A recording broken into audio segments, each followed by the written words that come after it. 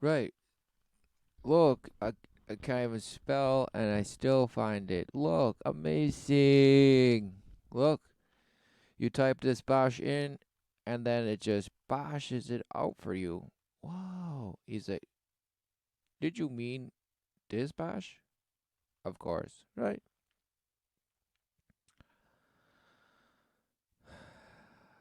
Amazing. Look, he looks like the guy I used to play badminton with.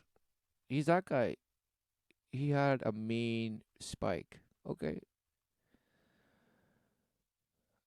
He just looks so mischievous. He's just like, oh, some damsel in the corner caught his attention. Oh, now he's like, oh, you got it now, painter? Hurry up. I need to go. I have business to attend. Let me go. Okay. You got me? Okay. What? No? Oh, do I have to smile and grin again? And the painter's like, oh, another one of these bashes. But who knows? Who is this guy? Oh, apparently it's this guy too. It's just when he was older. It's just he was old and smashed. He got smashed, right? Is it this guy too? Same guy. Same guy, right? It's because painters were just too stupid, right? They were just so smashed. They had no idea how to make a person look like a person, like how they are exactly, supposedly on paint. Nope, they were just too stupid. It's too stupid to get it right because it's this guy too. It's this guy too. It's this guy. Look, how is that guy this guy?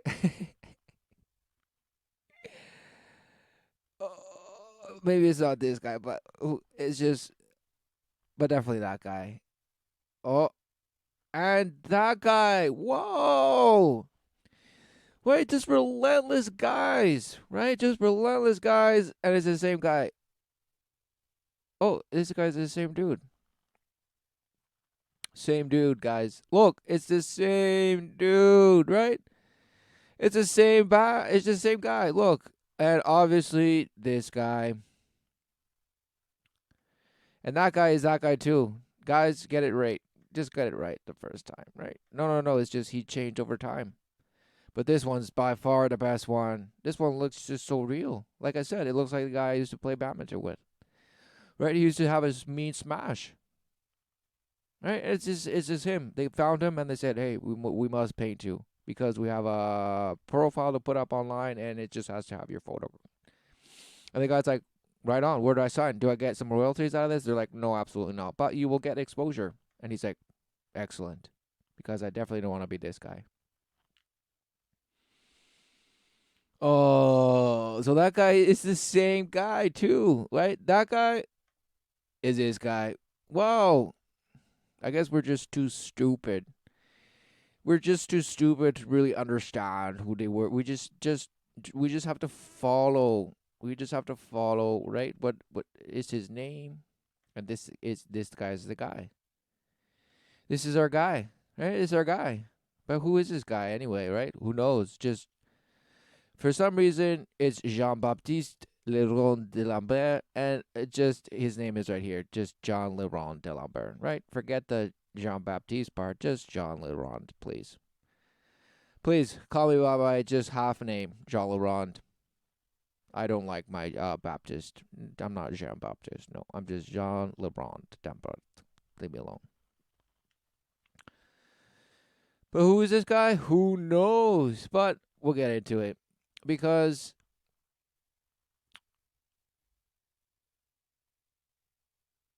what is this? See, WW and then cross cross. So it's like, whoa. It couldn't. It just couldn't wait to double blast you with a double inverted X and a double V's and a double bash bash. Nothing. And then word to the wise. So guys, get ready for wisdom. This is the Peter Pan story, roughly speaking. Is Peter Pan is this magical boy. Pan is a magical boy, right? So blast it. Pan means Pan is Pan means what? Let's look it up. Let's look it up. And just, I mean, just for my own ignorant, just I want to just be told that I'm correct. And it's just, I like to hear the word too. I like to hear it. Pan. Oh, Pan. pan. A metal container used for cooking food. Oh, so just Peter Pan is a magical bash thing that you cook with. Exactly, their spirit cooking you. A hollow in the ground in which water may collect, or in which a deposit of salt remains after water has evaporated. Oh, that's a pan.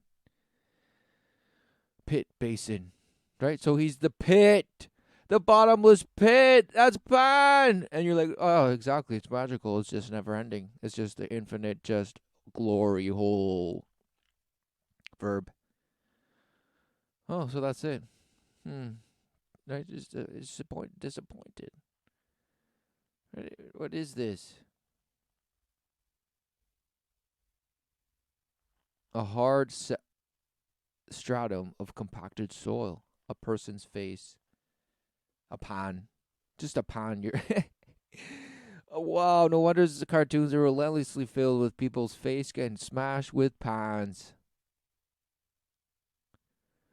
So pan means face, a person's face. Amazing. Amazing. Pan.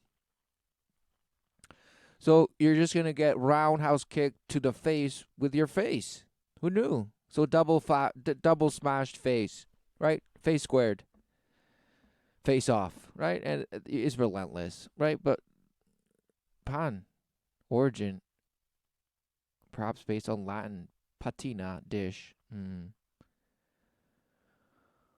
Oh, so what is pan? Apparently, it's a what?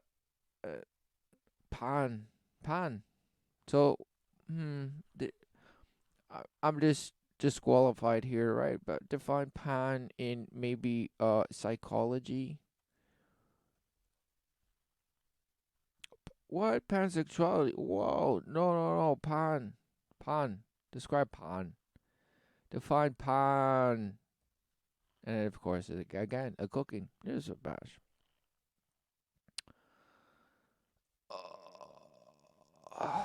Wash gravel in plain in a pan to separate out gold. Oh.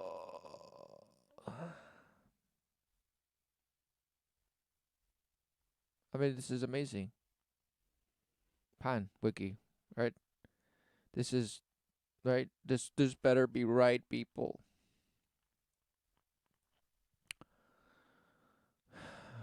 It, fill me with wisdom. I must be panned. Pan me. Whoa! Look at all this bash. Pan, pan, pan, pan. Pan is just everything, guys. Pan is everything. So basically, guys, look, panas, pancakes, and pane. Please make sure to disambiguate between them and just remember there's other uses. And of course, other organizations that you must relentlessly prescribe to and subscribe to, all the while just inscribing it into your bash gullet, right? Political parties, whoa, pan, right? It's everything. It's food and drink and languages. And whoa, multimedia, biology and healthcare. Whoa, it's even in geology. Just pan everything. Just pan it. Just pan it. Did you know it's your face? Even in computing, pan.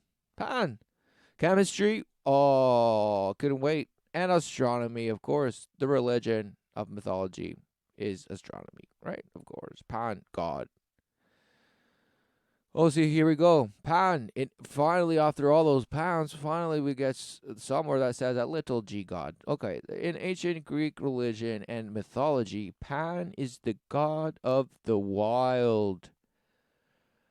Shepherds and flocks, nature of mountain wilds, rustic music, and impromptus, and companion of the nymphs. Well, he's a nympho. He has the hindquarters, legs, and horns of a goat. Sounds like the Baphomet.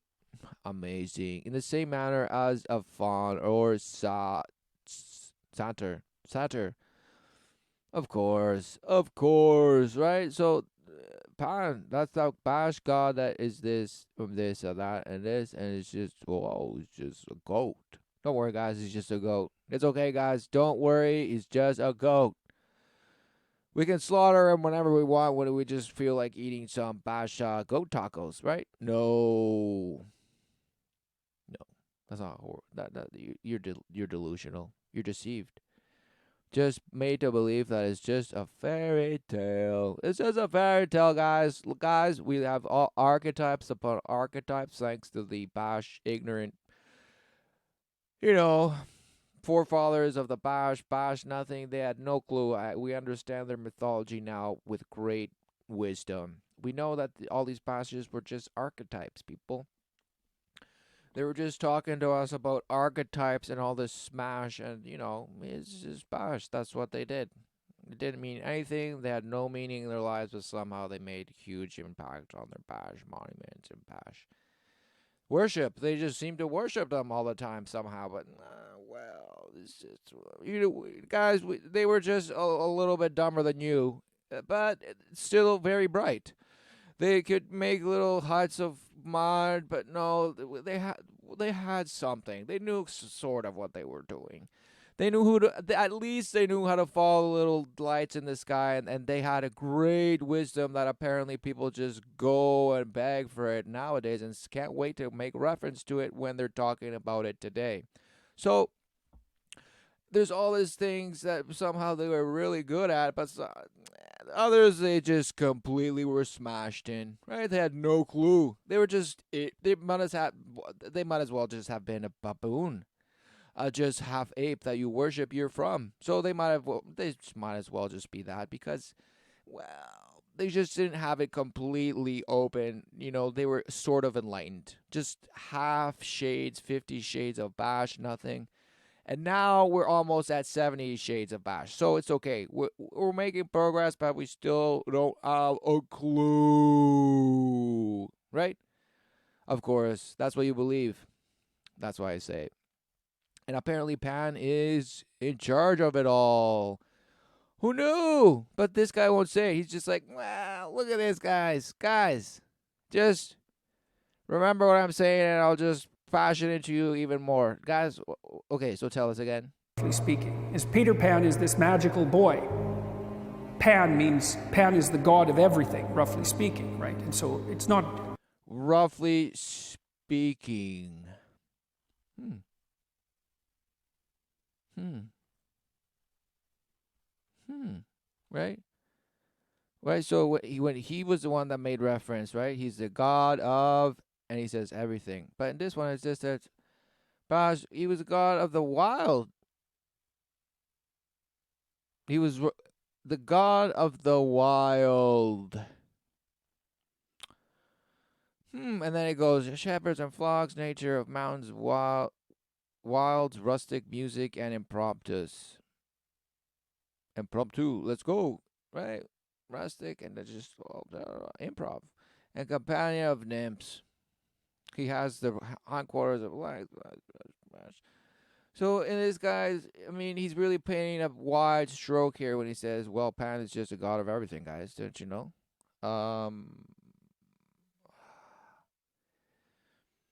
He's the god of the wild, shepherds and flocks, nature of mountain wilds, rustic music, and impromptu, and companion of the nymphs. He has the hindquarters.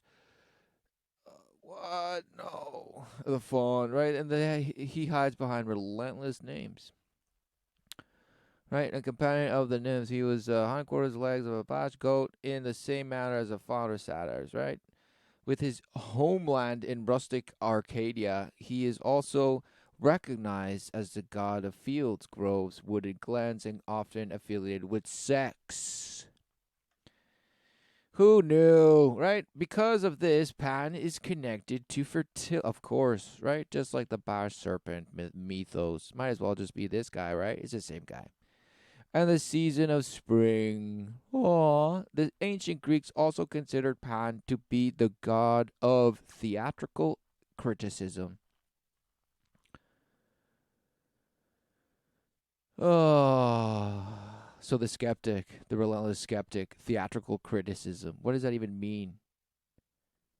Expressing just bashes of situations that are just enacted out to get something across. What is this?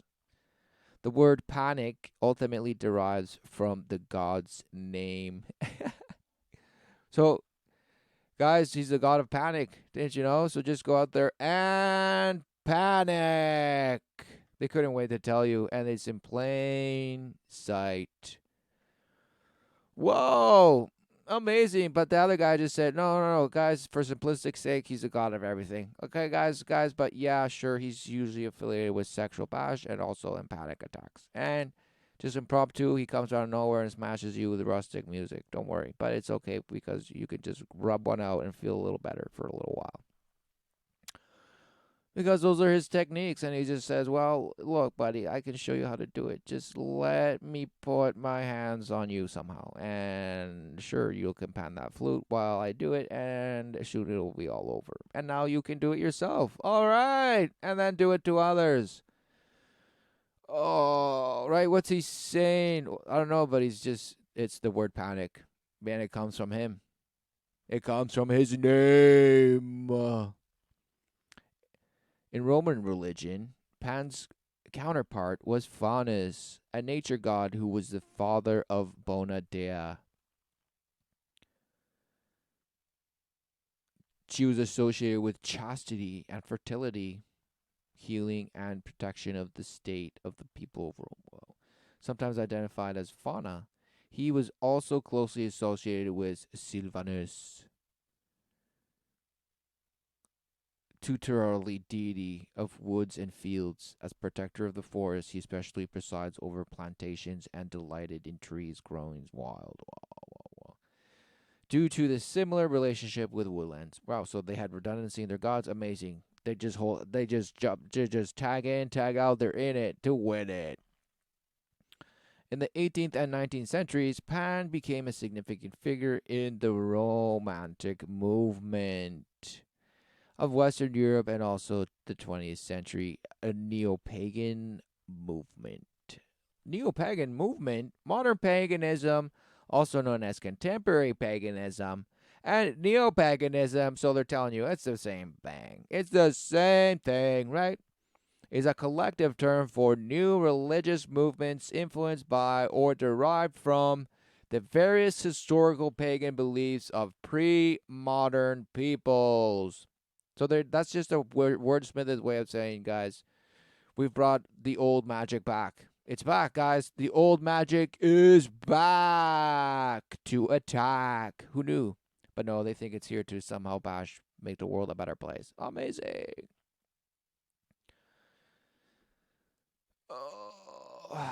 So, guys, they're telling you right there, Pan is still around. Look around.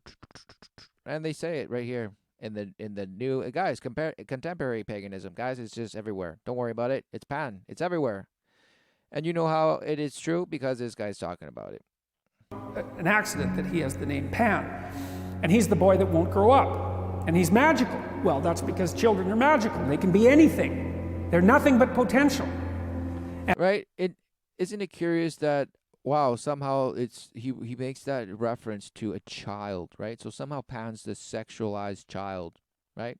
And he's just a nymph. It's fine.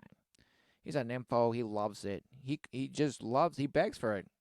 So the goat just gives it to him whenever he wants, right? Because they can just do anything.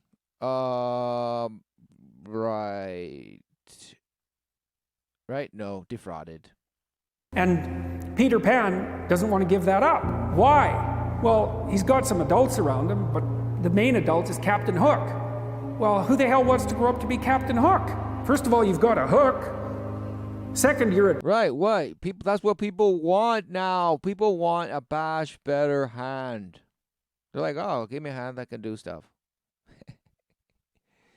Exactly. So this guy's bashed, right? Who is he talking to? Well, apparently the people. He's talking to the people, right? He's talking to the struggling man and women and whoever else is bashed out there listening. Ah. And he's giving them words of wisdom, supposedly, right? And he's saying, guys, you just have to be your pan and just somehow compromise and bash. Not get a hook, apparently, because having a hook is sometimes just not good for you. Guys, he's like, guys, he's surrounded by adults and people with hooks. Don't worry. You don't want that. A tyrant. And third, you're chased by the dragon of chaos with a clock in its stomach, right? So this guy relentlessly speaks in, mythos, right? He brings out the archetypical beast comes out and just challenges you into the hero's journey. So he comes out and he makes your challenge and he's taking and talking because it's death, guys. Death is at your door and eventually it will have its way with you. Crocodile, it's already got a piece of you. Well, that's what happens when you get older. Time has already got a piece of you. And eventually, it's got a taste for you. And eventually, it's going to eat you. And so Hook... So he loves his metaphors. He loves blasting in them, right? Because he's just essentially worshiping death. Is so traumatized by that he can't help but be a tyrant. And then Peter Pan looks at traumatized Hook and says, well, no, I'm not sacrificing my childhood for that. So that's fine, except he ends up king of the Lost Boys. So immediately, Bash, you're following the story. You're like, okay, he's just denied growing up.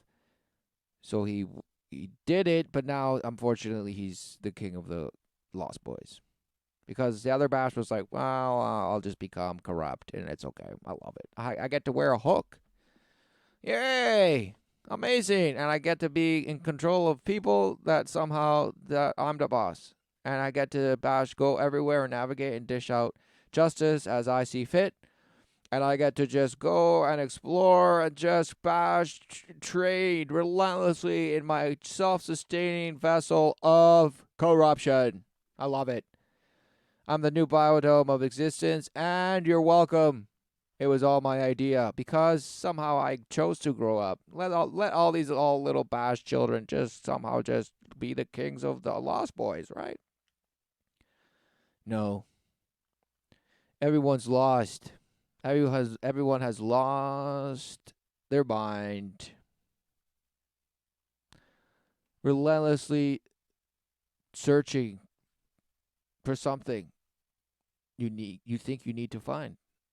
When all the while you couldn't run fast enough away from the answer. From the truth. The way, the life that you say you're just working so hard to just enjoy. Because you're just here and you're just YOLOing and just leave me alone. I'm trying my best, okay? Just shut up and leave me alone.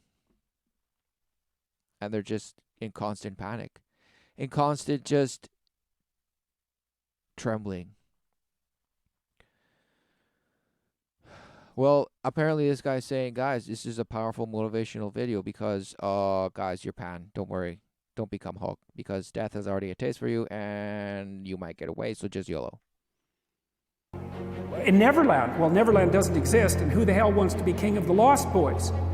And he also sacrifices the... So instantly mocking,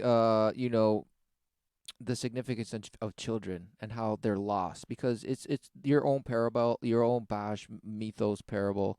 It's just what is it in reference to, right? Because it's definitely not in reference to the truth. Because our Lord Savior speaks of the children as they being the ones that have the inheritance of heaven, and whoever stands in their way, right, or offend them in any way deserves to be just drowned, right?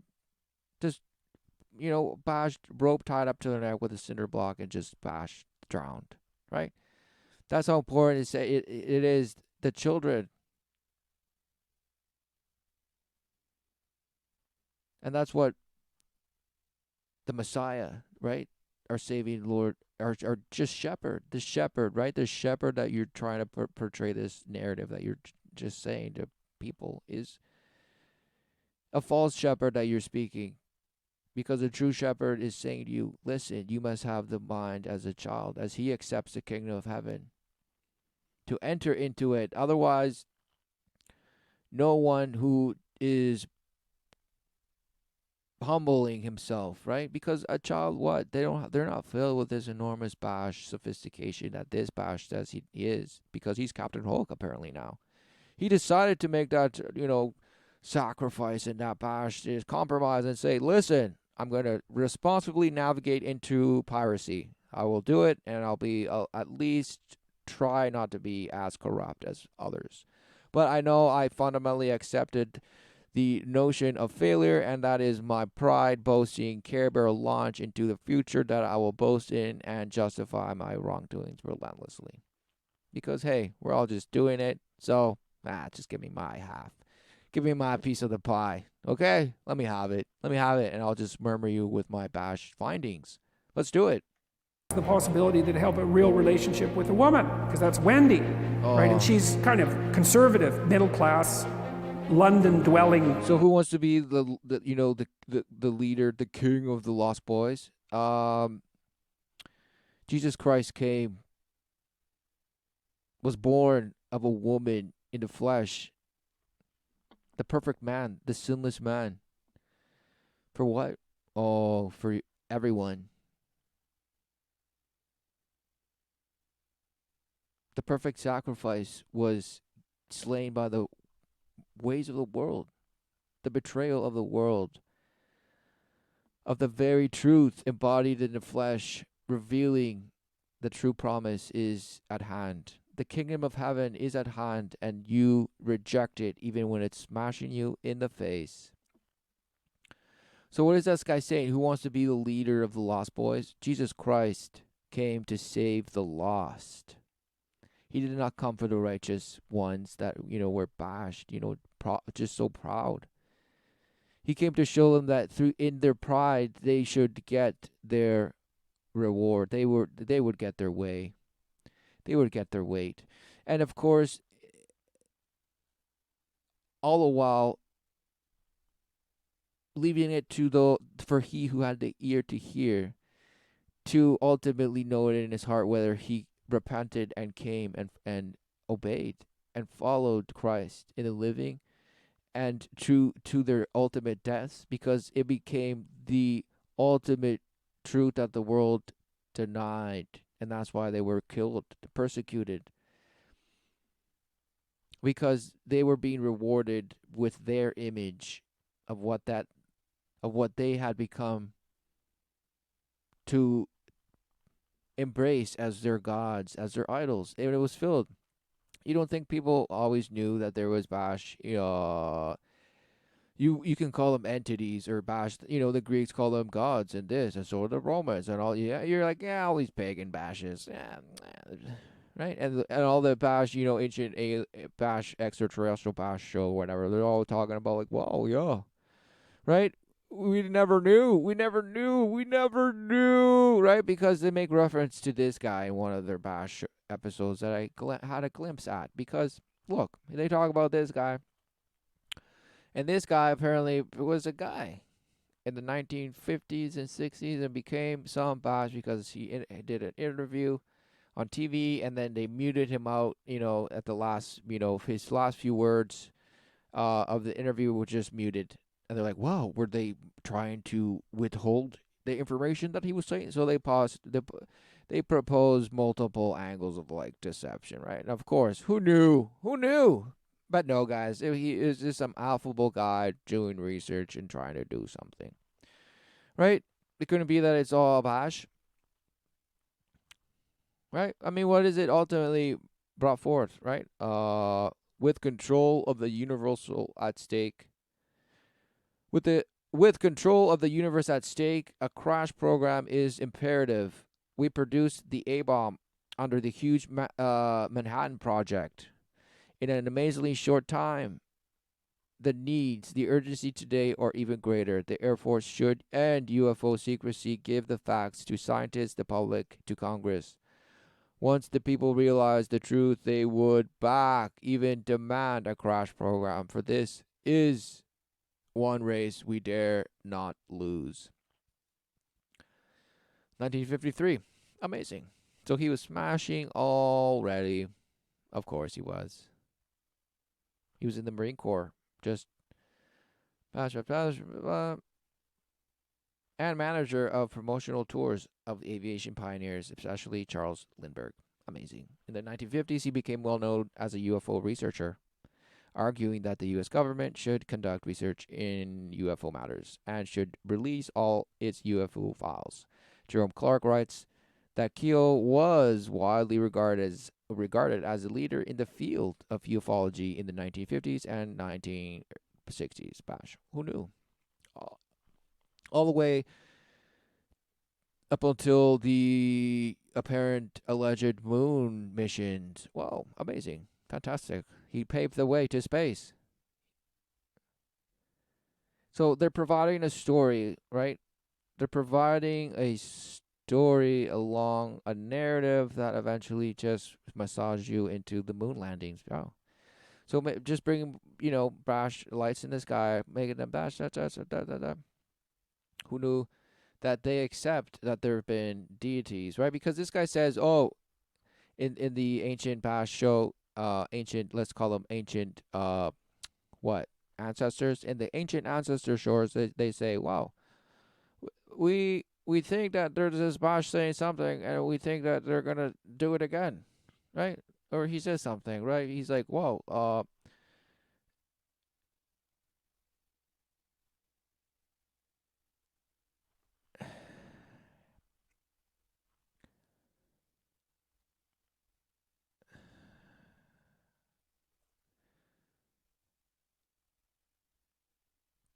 right. It's just the parallel, like the coinciding narratives, right? Because if this guy was they mentioned that he said in one of his interviews or in one of his books, or who knows, but they were saying how he says that for at least the last 150 years from that moment that he had, either done an interview or written that book, he says there has been extraterrestrial bash influence on all, governments and this and this and that, or some bash. But essentially implicating that for the last 150 years, right? So he was very precise. He somehow had that number, and in the show they say, well, that puts it at 1772. 1772. So let's see what 1772, right, on this day. And it's just one of the links that was found. But look, it gives you some bash, things. I was just kind of curious, right, interested to say, well, why are they talking about this bash in such a way? He's like the pioneer, and he was talking things, and he's saying things, and in that show they thought it worthwhile to mention that bash, and they gave us a year of 1772, and they make you think, wow, that was even before the foundation of our nation, and this and this and that. They're like, wow, isn't that amazing? Oh, so anyway, I found this guy, and he, right, becomes permanent secretary of the French Academy of Sciences. So he just became the secretary of the French Academy of Sciences. So let's see what he says. Oh no, that guy was, well, maybe it's the same dude, but it's this guy apparently. Was a French mathematician, mechanician, physicist, philosopher, and music theorist. Until 1759, he was co-editor with Denis Diderot of the Encyclopedia de Lambert's formula for obtaining solutions to the wave equation is named after him. Wow. The wave equation is sometimes referred to as the de Lambert's equation. It's a first order nonlinear ordinary differential equation named after French mathematician Jean de Lambert. Y equals X F P plus GP. Who knew? Just gross. Amazing. It's the formula. Did you know? Born in Paris, D'Alembert was the natural son.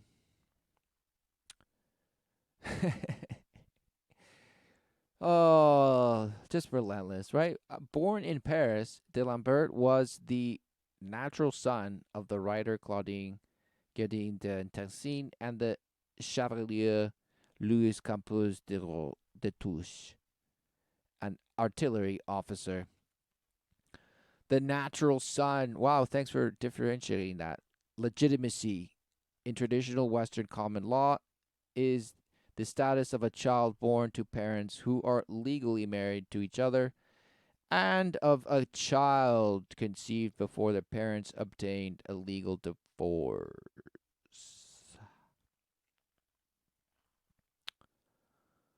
Uh, Conversely, legitimacy has been the statute of child born outside marriage, such as child being. Wow. So they were just outside the law, but they had a son, and that's why we say natural son, because you guys, you must know, people. You must know. They could have just said, well, I was the son of this bash and that bash. Right? No, no, no, because there was infidelity between them, and the law was just a bash for this. So therefore, we must make that distinction, sir. We must put it in there. All right. And they did. Natural son, people. Who knew? There's nothing funny going on here. No, no, no. Nothing, nothing, nothing, nothing. He's just the natural son. Natural son. The Touche was aboard at the time of Delambert's birth. Days after birth, his mother left him on the steps of Deschambault Church. According to custom, he was named after the patron saint of the church. So he just left abandoned. Just abandoned. D'Alembert was placed in an orphanage for fondling children. Wow. But his father found him and placed him with the wife of a glacier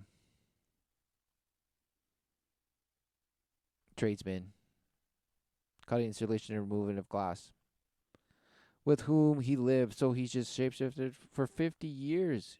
She, whom, with whom he lived for nearly 50 years. She gave him little encouragement. When he told her of some discovery he had made or something he had written, she generally replied, "You will never be anything but a philosopher, and what is that but an ass, who plagues himself all his life, that he may be talked about after he is dead." Wow. So just disdain, just from one to the other. Just, oh no, love me, mother. And the mother's like, no. So she's pushing him to just be better. It's tough love. She'll say, what? I made I made my child tough. I abandoned him and then bashed him whenever he came into me, and just that made him stronger. Because weakness begets strength. Betrayal begets blood. Right? You know, smash. What is this? Studies and adult life.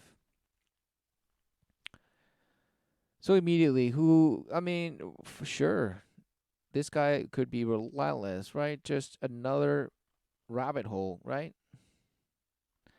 But, right, he was what? Another thing that was stood up was, look,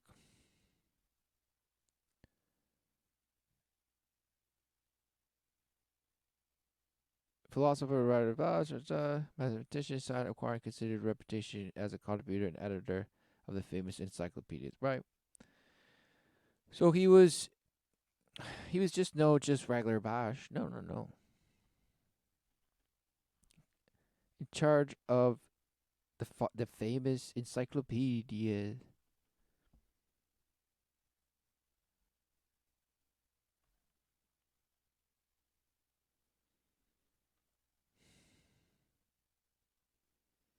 But of course, where was it that it read that he was uh in the Enlightenment?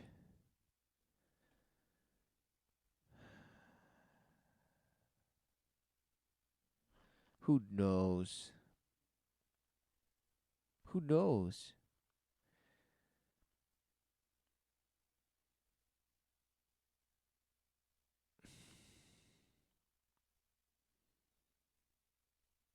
Well, this guy was just like, they're all saying something. They're all saying something, right? What does this guy say have to do in the 1950s? Well, something, because apparently this guy did it before. He was saying something, and he wrote it in Bash the Encyclopedia, right?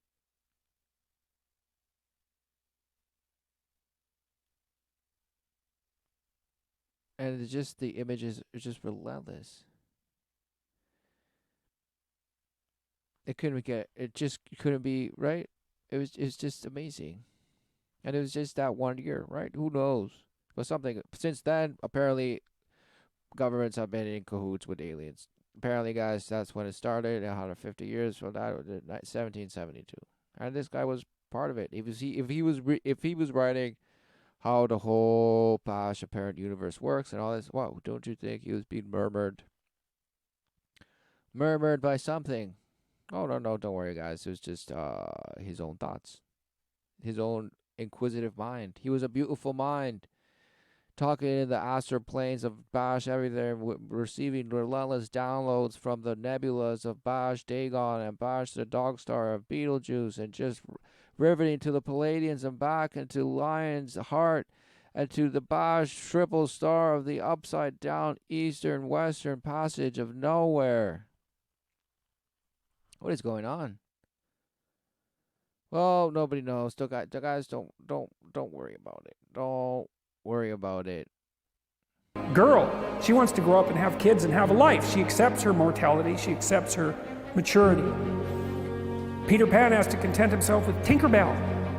She doesn't even exist. She's like the fairy of porn. Oh, she's like the fairy of porn. So you're describing Pan, right? So the pixie is the nymphs. So he lives amongst nymphs that are just porn. He loves it. He loves the friction. He gets off, and then he says, "Guys, come on, don't grow with me. Don't grow with me. Let's just grope each other." No, right? I mean, what are they teaching? Oh, they're teaching some nice stories that somehow just lead to a happy ending, guys. Don't worry. Know your sacrifice. She doesn't exist.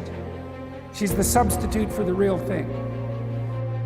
But the dichotomy that you're talking about is very tricky because there's a sacrificial element in maturation, right? You have to sacrifice the pluripotentiality of childhood for the actuality of a frame.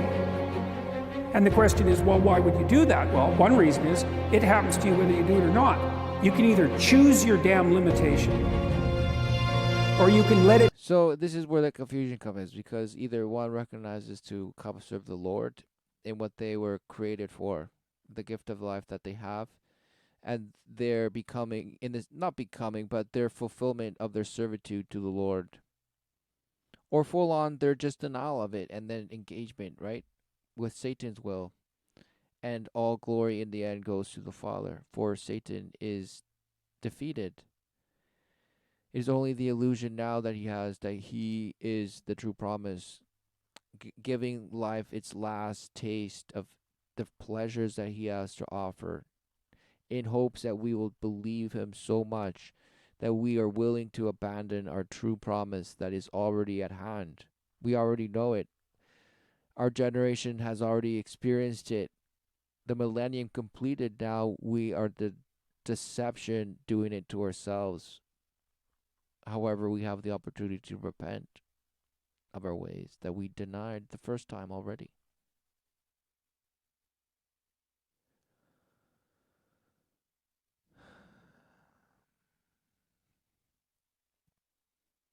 What is he talking about here? He's saying, come serve your life and just take responsibility.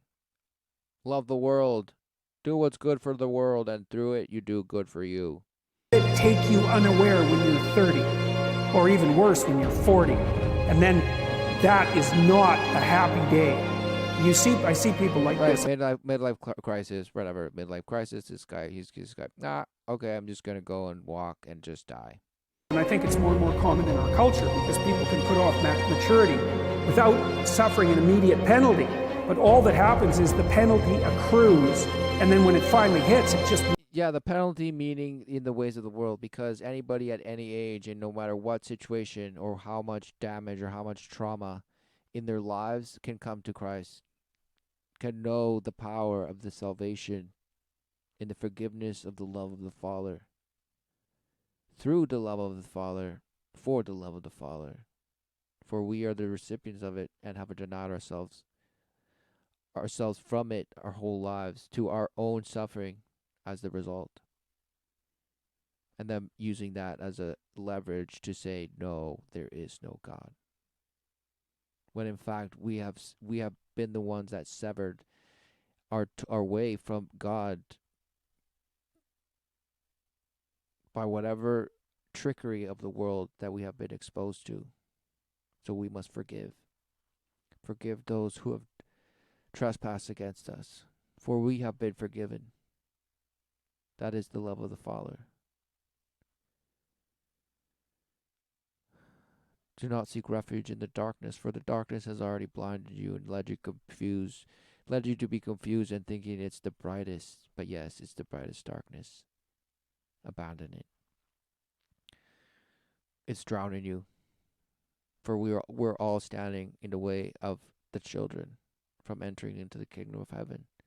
In our complex, just defiled minds, blaming each other, resenting, hating, just defiled.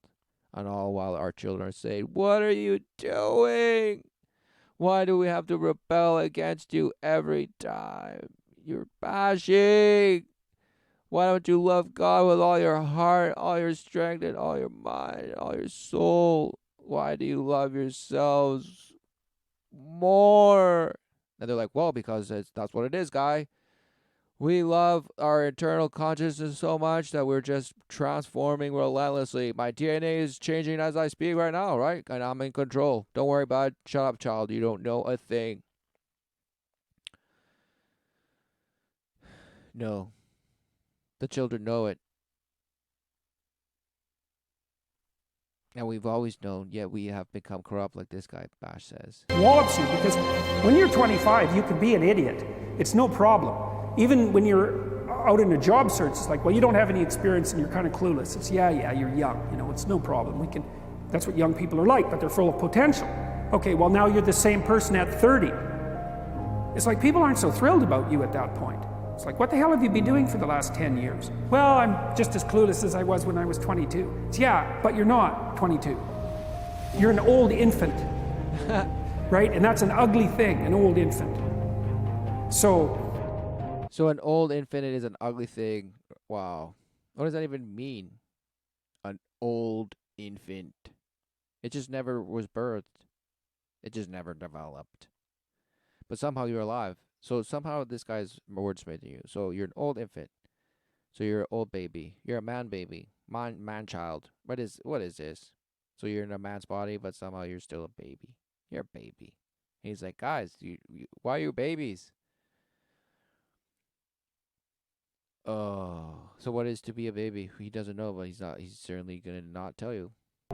Part of the reason you choose your damn sacrifice, because the sacrifice is inevitable, but at least you get to choose it. And then there's something that's even... Exactly. He's saying something, right? The sacrifice, why? It has been finished. Because we are supposedly sacrificing our lives, right, to make something with our lives and be proud of it somehow, instead of receiving the sacrifice that has already been finished for the salvation of the redemption of man into life forever. Not some temporary wild card life that you can come to categorize and name and dissect and say, guys, it's the hero's journey, guys, go do it. What is this guy talking about? There is a purpose to every single person on earth. But apparently to this guy, it's just, we're everything. So guys, grow up, but somehow don't grow up. And also just make sure you don't be an old baby. It's terrifying, guys. It's a terrifying thing to see. More complex than that, in some sense, is that the problem with being a child is that all you are is potential. And it's really low resolution. You could be anything, but you're not anything. So then you go and you adopt... You could be anything, but you're not anything. Because, guys, look, the guys that just sit around and do nothing, they're nothing. Nah, they're nothing. They're just nothing. Feeding off the government and they're just not educated. We need more government funding for more education and this. And you're like, no, let's do it better. We can do better, people. Come on. Be somebody. Come on, Bob. You've been not being somebody for the last 50 years. It's about time you become something, Bob. right? What does that even mean? I mean, this is all savage, right? What are they saying? They're saying, guys, you have no idea what it is to live.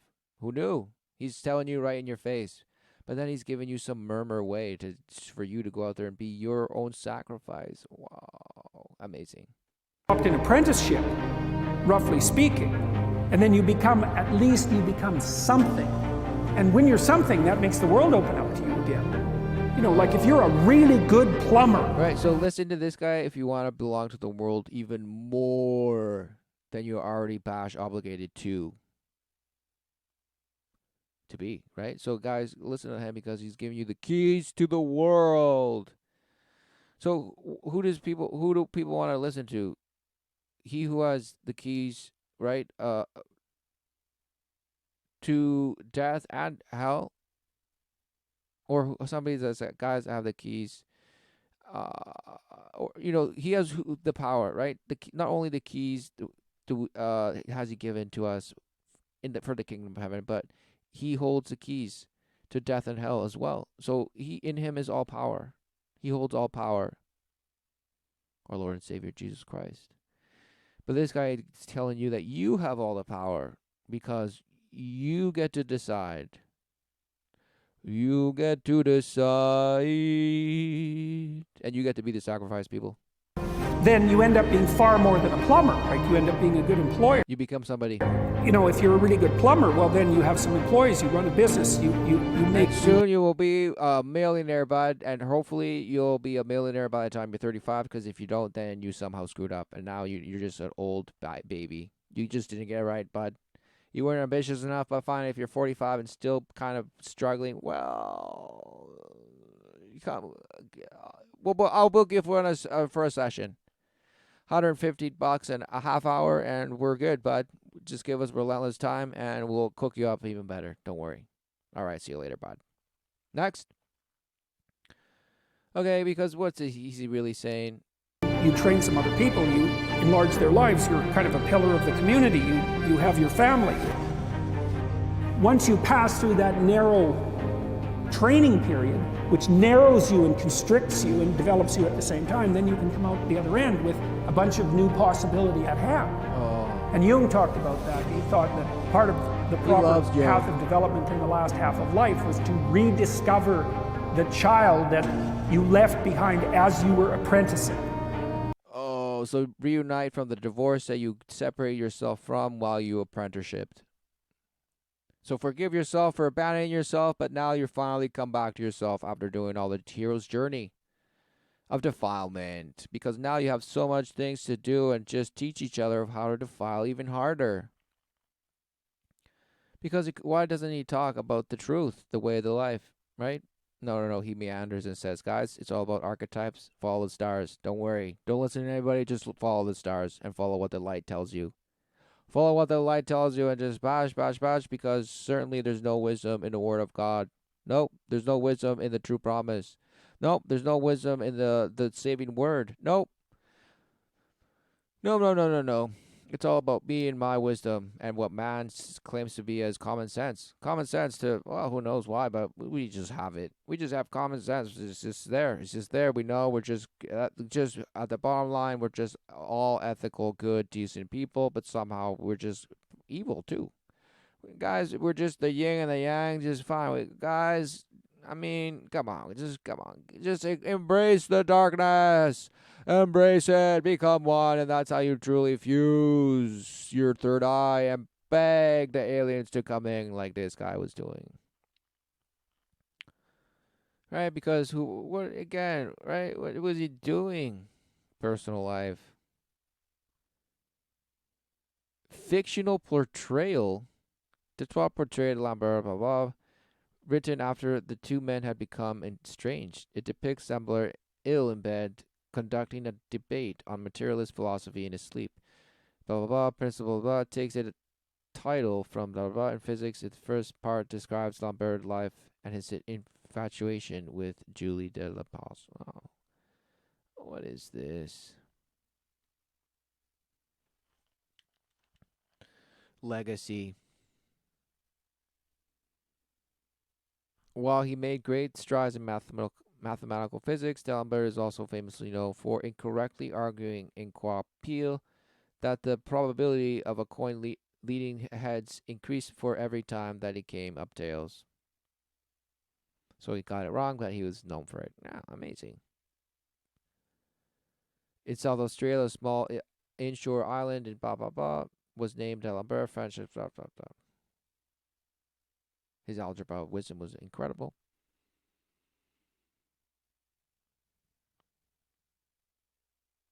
Oh, just relentless. And he was just one. He was one of many in that era. So he was just amazing. His music theories, well, right?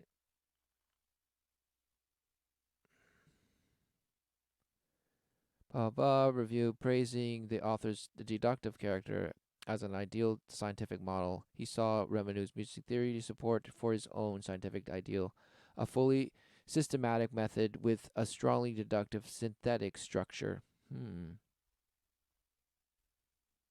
Octave, yeah, musical mode, blah blah blah. Amazing, yes, personal life.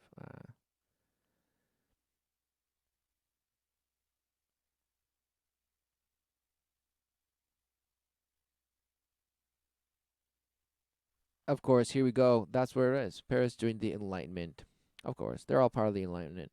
So who knew that they were all part of the Enlightenment? They bash, worship one another, just learn and apprentice under each other, and that's what they were doing. They were bash apprenticing, and then they came back and said, "Okay, I'm sorry, young child, I abandoned you, but here now I am I've come back with all the wisdom that I've acquired, and now I'm gonna smash you and cook you up." For the last about 150 years, apparently to this guy. ET has been involved somehow. And ET to you is just some alien, some small gray. No. What is it? What are people hiding from and just pretending it's some bash thing like this? Right? What is that even? It's a huge bashed head. Look at it. What is it saying? Nothing. Satan. And everybody knows it, but then they just rather believe the ridiculousness of the alien bash thing and not realizing that we've been cooking up a whole story and creating a whole like just hybridizing the flesh and just things that will be have been unleashed upon us and to convince us that they're somehow real because you will be able to see them somehow. And you do see them in dreams and they come in the night and you say, "Oh no, this is right," because what's going on? Death reigned from Adam until Moses, even over those who did not sin in the way that Adam transgressed. He is a pattern of the one to come. So, right, prophecy. He is the pattern of the one to come.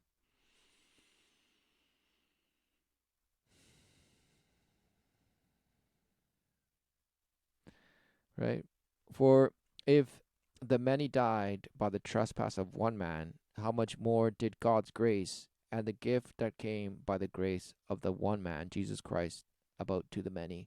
Yes, in Jesus Christ is salvation for all, for the sins of the world. For when he came back, he slayed those who just declared war on him. They warred against God.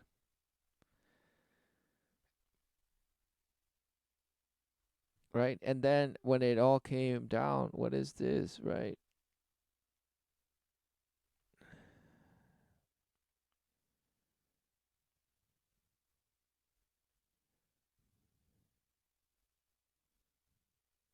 How art thou fallen from heaven, O Lucifer, son of the morning? How art thou cut down to the ground, which didst weaken the nations? For thou hast said in thy heart, I will ascend into heaven, I will exalt my throne above the stars of God. I will sit also upon the mount of the congregation in the side of the north. I will ascend above the heights of the clouds. I will be like the Most High, right? Yet thou shalt be brought down to hell, to the sides of the pit, right? The pit, right? Pan, right? Pan, pit, same thing. They that see thee Shall Gnarl look upon thee and consider thee, saying, is this the man that made the earth to tremble, that did shake kingdoms, that made the world as a wilderness? Right? So what's Pan the king of? Uh, the wild, the wilderness. But no, guys, don't worry. No. It's all just mythology. It's just somehow they just didn't know anything. They were just so smashed, guys. Didn't know a thing. They didn't know what they were talking about. They just used them as archetypes, guys. Just the relentless archetypes, right? Because don't worry, it's not even real. It's just in our minds, guys. Just believe that your minds is consciousness and it's just you in charge. It's just you in charge, people, but you relentlessly want there to be aliens too so you can connect with other intelligences that are somehow outside of what your mind is somehow. So you want to connect to their minds, and that's so you're all smashed up. But you deny the wisdom of the word of God. But you repent. Repent. That's all it is we must do. Repent and follow and love God with all your heart, your soul, and your might and strength, mind, with everything you got. For that is the only way that one is able to love your neighbor as thyself, meaning with the love of the Father that loves you first. It loved us first. God loved us first. Who knew? Who knew? He loved us first to create us. Who knew? Right? That made the world as a wilderness and destroyed the cities thereof, that opened not the house of his prisoners. All the kings of the nations, even all them that lie in glory, even one in his own house. But thou art cast out of thy grave like an abominable branch, and as the raiment of those that are slain, thrust through with a sword, that go down to the stones of the pit, as a carcass trodden under feet. Thou shalt be joined with them in burial. Thou shalt not be joined with them in burial, because thou hast destroyed thy land and slain thy people. The seed of evildoers shall never be renewed. The seed of evildoers shall never be renewed. Renowned. My mistake. Shall never be renowned. Who knew? But no, guys. It's nothing.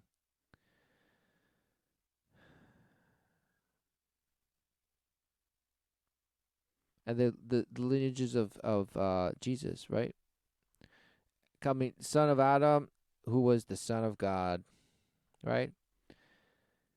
Jesus himself was about 30 years old when he began his ministry.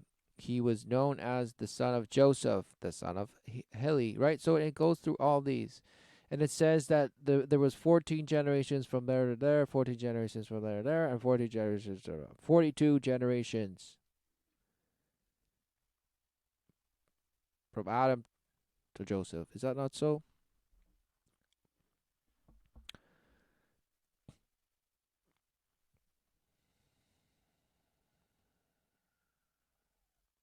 But it refers to Adam as the son of God. So that is people saying, well, exactly. So because the son of God was not. There's everyone. It's everyone. Guys, don't worry. It's everyone.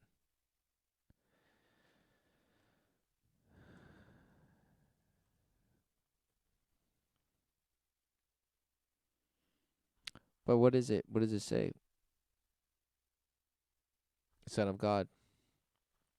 Well, doesn't he talk about Adam as being the first man was of the dust of the earth, the second man from heaven. Amen. Jesus Christ from heaven, begotten, the only begotten Son of God. The first man was a creation of man, right? From dust. The second man from heaven. Amen. The resolution. the fulfillment of the law which God had created for man. God himself fulfilleth it through Jesus Christ, the one begotten Son of God.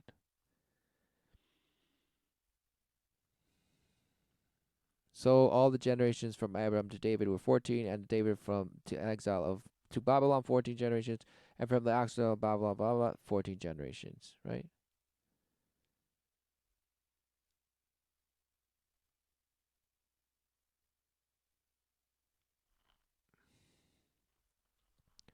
And 14 generations to the exile, from the exile to the Christ, right? So 14, 14, 14, 42. So what does that mean? Well, it's interesting because when Jesus starts saying about this generation shall not pass, so he's talking about, right? This generation will pass. So he has given us here the lineages of Jesus, and he's talking about this generation will not pass until all these things have come to pass, meaning his return. And so he did came back in that generation. Who knew? The first man was born of the dust, the second man from heaven. As was the earthly man, so are all those who are of the earth. And as is the heavenly man, so also are those who are of heaven. Who knew? For as in Adam all die, so in Christ all will be made alive. Amen. But each his own turn. Christ the first fruits, then at his coming those who belong to him. Right? Describing his return. Right? So he came back. He did. He was the first fruit coming back for those who belong to him. Now the millennium is over, and Satan is amongst the nations with the rest of the dead that live not till 1,000 years were finished. And now it's the final the final resolution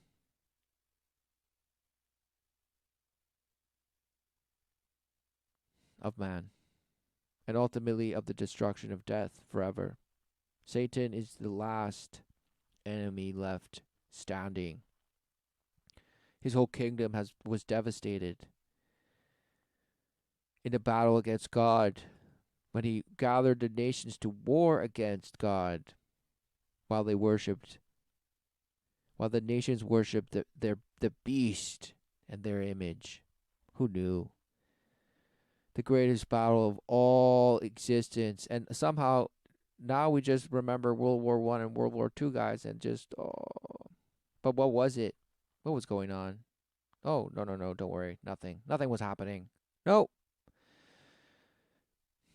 because I mean, it's very interesting to study Genesis 1 and Genesis 2. Because in the sixth day he says to them that everything is good to eat. But then in the second version, giving us more detail, it says, no, you can't eat of everything. You can, but this one thing, don't. So it's very interesting, and I don't believe that it's the two things saying the same story. Just one has more further detail. So people say, okay, it's the same story, but just more detail. Well, what is going on? What is going on? And in number one is created, and then the other one is formed. And also that the birds come from the waters, right? Birds and the creatures of the ocean come from water. The rest come from land. It's a very interesting, very. And also that God is the only one with the wisdom of dividing perfectly, right? Giving everything its form, its place, its place in his creation. He is the only one with that power, right? Because he divided the light from God. He divided the waters from the waters out below with the firmament, and he separated the waters that gathered below from the land, and then he called them names, right? And then he divided things that would appear as light in the sky, in the firmament, and this, and it tells you right there. So he's a perfect creator, meaning giving everything its perfect place by perfectly administering in judgment the division that would come into place, so that that mat would come and unfold and be so and be good into his eyes, right? To his, right? To his creation, right? Because it says, thus have it, that God blessed the seventh day and sanctified it, because in it he rested. His work, right?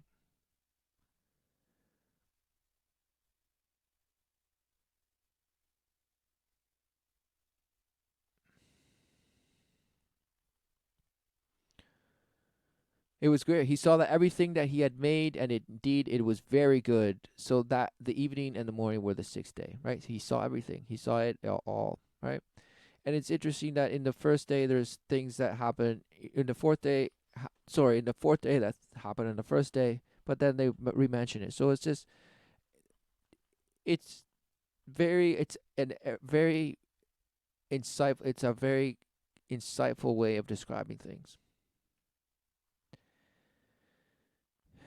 because I mean, people have studied this for relentless times, right? But yet it's all there. It's all there. It's all there.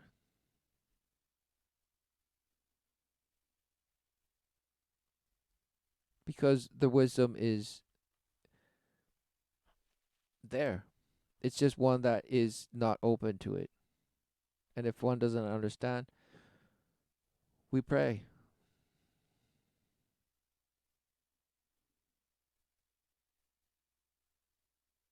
Because everything else around us is providing us the way to connect it all, in the sense of admitting that our perception has been wrong the whole time. So let Jesus Christ reveal it, as he has been revealing himself to us constantly. Yet we are the ones that deny and create our own image to bash in. So let us break away from our own image and lay it down in the feet. Just lay it down our Lord and Savior's feet, and say, not my will, but the will of the Father. Let it be so. Amen. No man's effort can save himself. Nope. It's only the grace of God through the forgiveness of the Father in our own repentance, proclaiming our salvation and glory of God, that may we come closer, draw near, and become filled with his love and peace and wisdom, so that we may endure the life and be of service in the living to love, assure people that they are loved.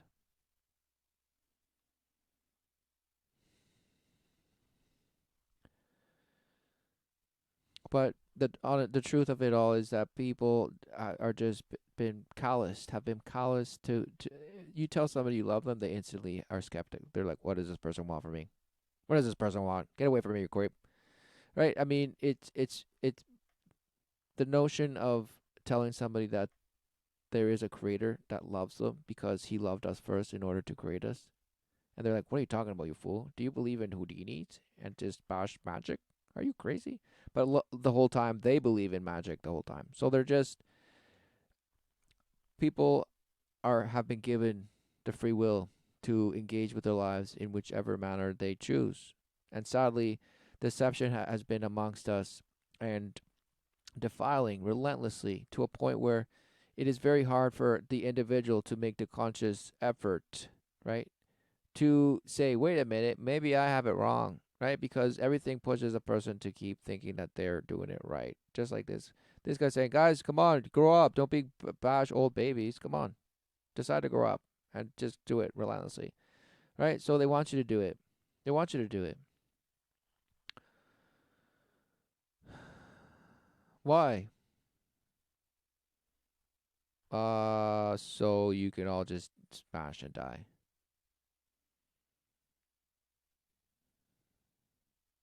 No.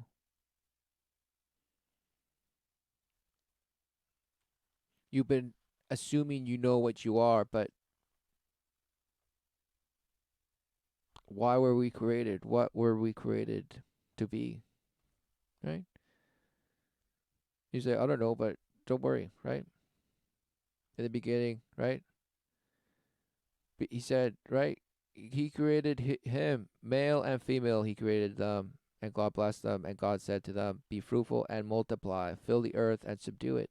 Have dominion over the fish of the sea, over the birds of the air, and of every living thing that moves on earth. Dominion. To fill it, multiply, be fruitful. Be fruitful and also multiply. So bear fruit. What kind of fruit? Well, the type that brings seed that you can then what? Plant. Let it return. Let it be fruitful and multiply as well. And you're like, oh no no no, we weren't made for that because look around us, we're just smashed. We're the cancer, man. We're the cancer. Right, and then in two, it's like, well, there wasn't a guy to till the land, so he created a guy to just work, be a servant of the land, to serve the Lord, and he also created him a partner, a helpmeet, right, a companion out of his rib, to where then Adam says, blood of my blood, bone of my bone, I shall call you woman because you came out of man,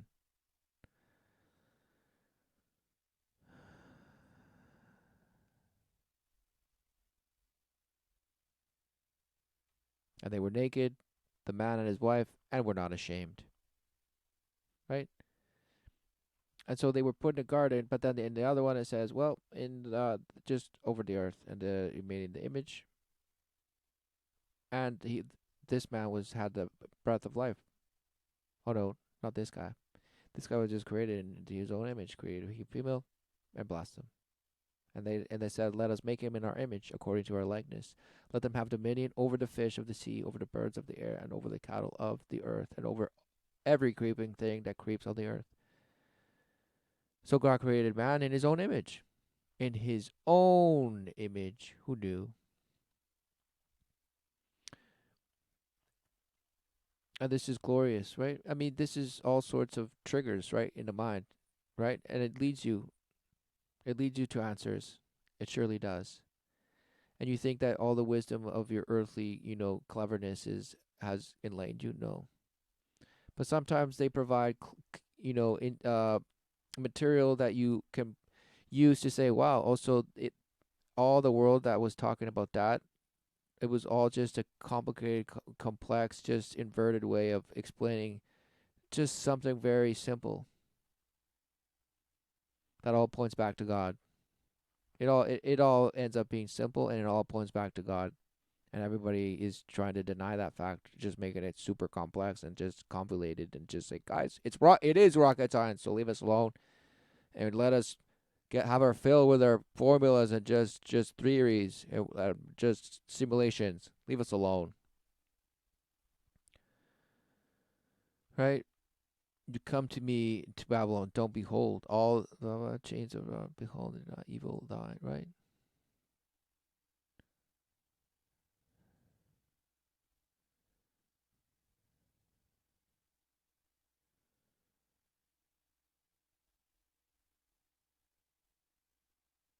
The eyes of the Lord in every place behold the good and the evil. The eyes of the Lord. So the eyes of the Lord, aren't the eyes of the Lord his own image?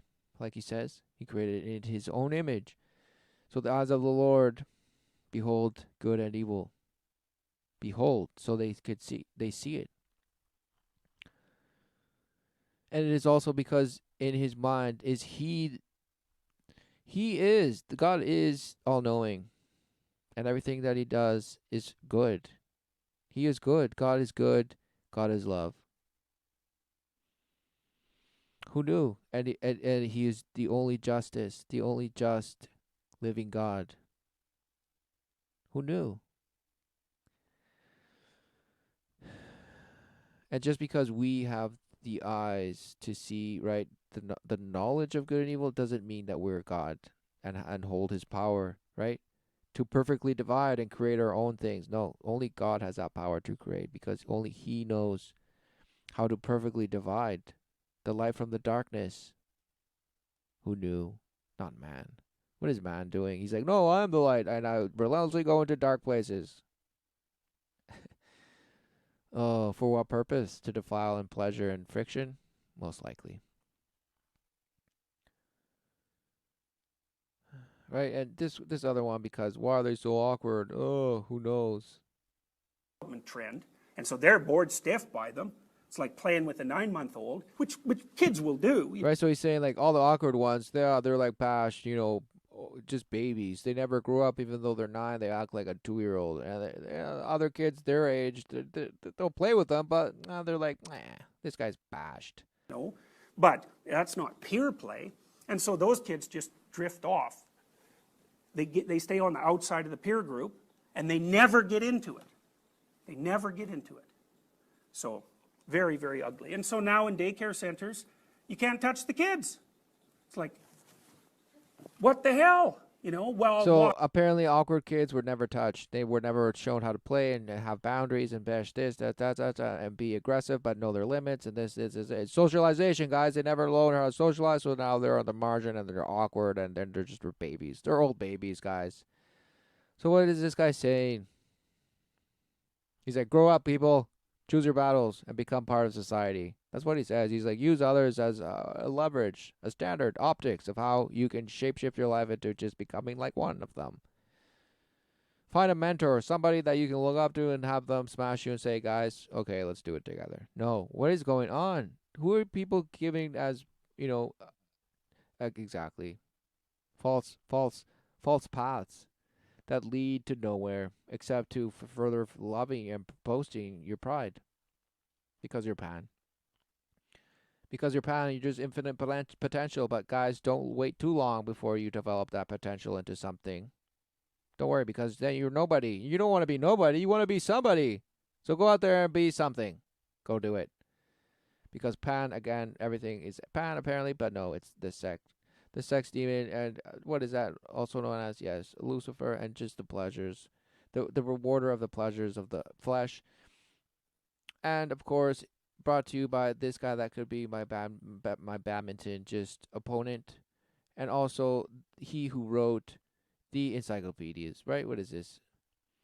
Better known as the Encyclopedia, was a general encyclopedia published in France between 1751 and 1772, with later supplements, revised editions, and translations. It had many writers, known as the Encyclopedias, blah, blah, blah. So it formed the next passage of science. Who knew? So he was a pioneer of the Enlightenment. Thank goodness, apparently, for that. No. Pan was hard at work. Pan was hard at work.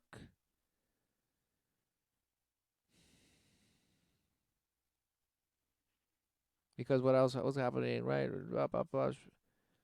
Amsterdam theater destroyed by fire, 18 killed. Chicago, blah, blah, blah. Rhode Island, wow. Burning of the British revenue cutter Gaspé by Rhode Islander. Marion Dufresne is killed at Taco's Cove, Bay Island, New Zealand by local Maori, right? Right? English common law encouraging the abolitionist movement. Wow. Captain James Cook began second voyage about the resolution of the South Seas to search for Terra Australis. Apparently, nobody had a clue what Australia was. Nobody had a clue. They were just too stupid. They were just so stupid, but they had enormous brains like this guy. And all because they were just too stupid, and all their artists were just so stupid. And it was just up to their artistic fashion and their choice of color and shading and canvas that ultimately leads you to believe that the same dude has different faces. Amazing. And this guy wrote a book. Through the Vortex was the cover story in the July 1926 Weird Tales. Keel wrote a number of air adventure stories. Wow, why would he do that? If he was trying to say that, guys, get your government to tell you the truth and bash up, and he was also creating stories and other magazines and created two larger-than-life superheroes in this genre. The first one was a Captain Philip Strange, referred to as the Brain Devil, and the Phantom Ace of G2. Captain Strange was an American intelligence officer during World War I who was gifted with ESP and other mental powers. His existence has been perpetuated by Keogh's stories as a minor member of the World Newton universe. Keogh's other superpowered flying ace was Richard Knight, a World War I veteran who was blinded in a combat but gained a supernatural ability to see in the dark. Wow, why do all these things just sound so convenient? So he could create, he's a superhero that can see in the dark, and another one that goes and just reads people's minds and tells people things, whispers in the dark. Who knew? Where'd he get that idea? Just out of the dark, just for no reason. Just for no reason. And this guy was talking about UFOs and how bash extraterrestrials have been in the works since 1772, apparently. What is going on? Oh, guys, ETs are real. Don't worry, it's not Satan. No. It's not Satan at all. It's just ETs. It's ETs, guys.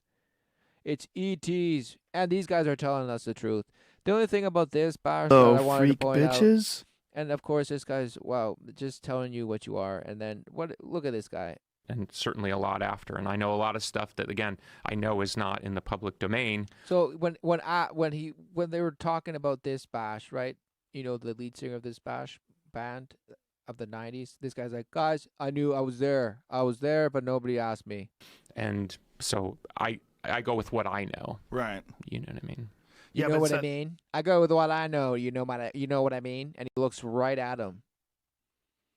And so it's almost like he's begging to be asked, right? Because you would expect that the other bash would say, "Oh, okay, so what? Tell us the real tell us the real deal."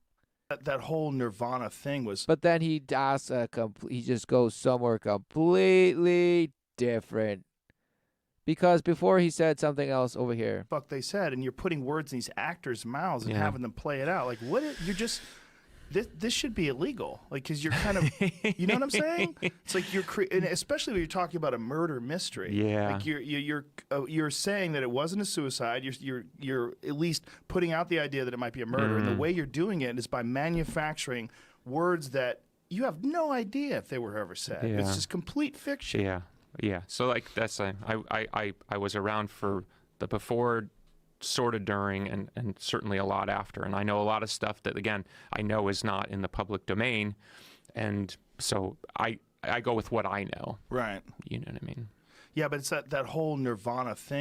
So a lot of the stuff is not based on fact because I was around for a lot of it. Right. And no one's ever talked to me about it. So people tried to pimp me out like in a Q&A with fans and ask me questions like I'm suddenly going to talk about it. It's like, you know what I mean? Yeah, that documentary was so strange. See, again, the first time he mentioned it, again, and then he's like, yeah, isn't that interesting? And then he goes on to ask something else, and the other guy's like, so he mentioned it once and then twice. He's like, guys, I know what I know, and, it's just nobody asked me about it. And this guy doesn't ask him about it. Amazing. That's the power of that guy that just spoke. He's like, nobody asked him because I have ESP, and I tell him not to ask me. Right, but at the same time, he's like almost being begged to be asked, but the other guy didn't do it. Interesting. So what? Oh, because you decide. Right? You decide. You decide what it is, guys. Don't worry. There's relentless theories out there and stories, and you decide which one you want. Right? No. There's only the truth. The truth that man needs a savior. Man has always needed a savior in a state of disobedience, in his curse for disobeying, right? His trespass, right?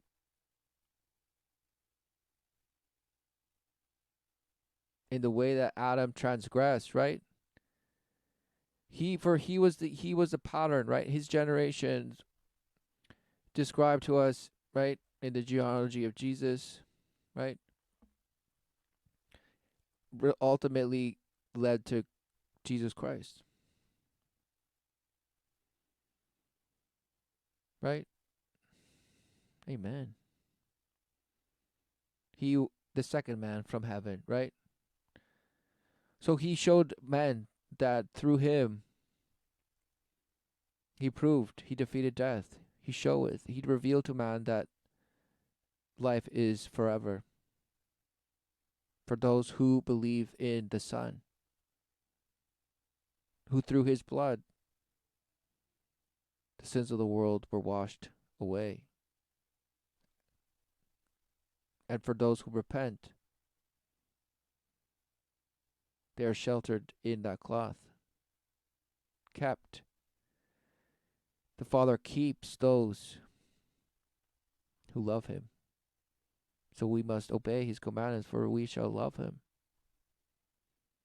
Let us seek the refuge of his promise.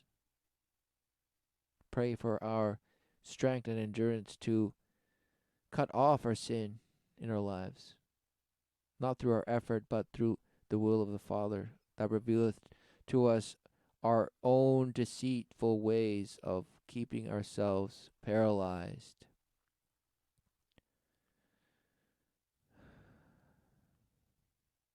God revealeth. He does. Do not be deceived that you get to decide, right? How to make your life better. Nope. Our Savior is Jesus Christ. He finished it. Fulfilled the law. And we're out here being the anarchist and the rebel. No, that is the ways of Satan.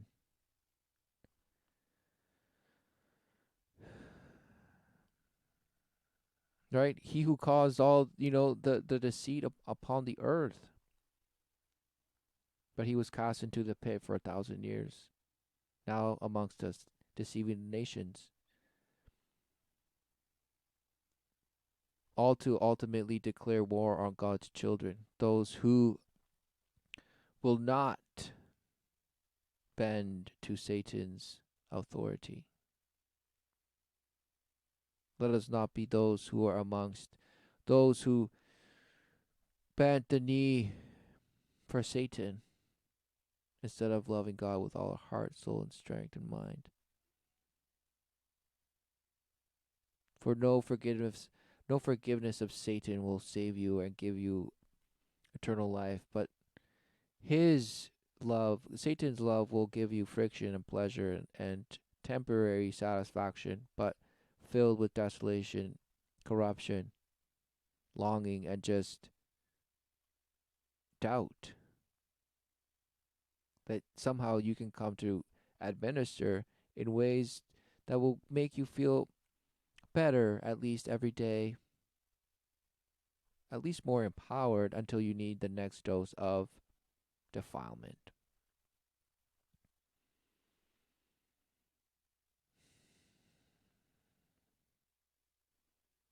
Return to the Father. Amen.